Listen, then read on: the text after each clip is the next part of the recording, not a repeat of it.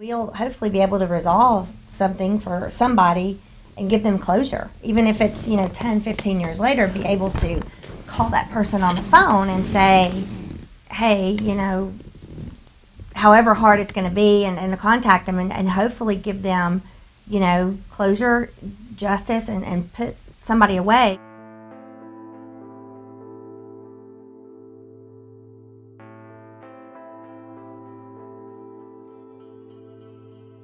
So what we found within the past probably about a year is, as we started to get some of these hits on the metro area, so Cobb County, DeKalb County, Fulton County, we recognized that there was likely going to be a need, now that the kits have been tested, to actually then go back and look and do some investigation again and look and see if we could actually prosecute any of these crimes. Essentially what a previously unsubmitted kit means is that when the initial sexual assault exam took place and that kit was taken into evidence, that it wasn't submitted to the GBI at that time. Minimum, we know of about 250 that have already been tested, and that we are getting CODIS hits on some of those. We're not ready to go into numbers necessarily about that, but we are moving forward when we get a hit, we're going through and doing an investigation, going back and pulling reports. Looking back at it from just being on the police side of it at the police department and then coming over here, there's many reasons why you can't blame the police department. You can't blame, really, there's nobody, I don't really think, to blame on it. It was, I think Teresa said earlier, there were different procedures from different places. For example, for many years, I know that if there was not a known suspect, we didn't submit the rape kits from the police department side.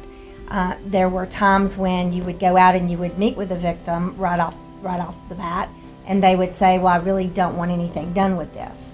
And at that point in time, those kits were not submitted because officers would, say, okay, well, this victim doesn't really want to pursue it, so we're not going to send in the rape kit. So I think there's just a multitude of reasons, not really anybody's fault, that the kits weren't sent in, just various reasons as to why they weren't submitted when the incidents were first reported. We look back and we recognize technology has changed. We've started to understand more about offenders, and just the culture of things with sexual assault has changed a lot.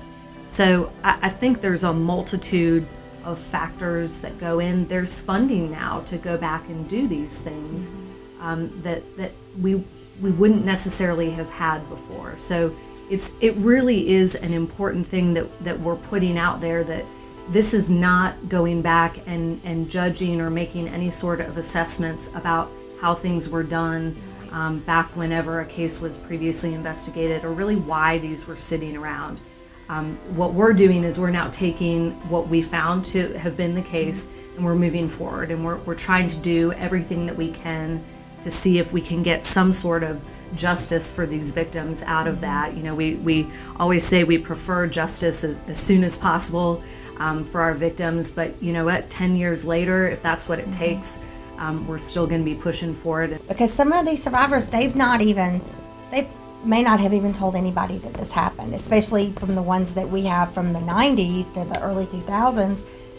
They maybe have gone on with their lives and put this behind them as much as they could, and may not have told, their current spouse or their family that this even happened to them. So we've got to be really careful in how we approach it and how we make contact with people.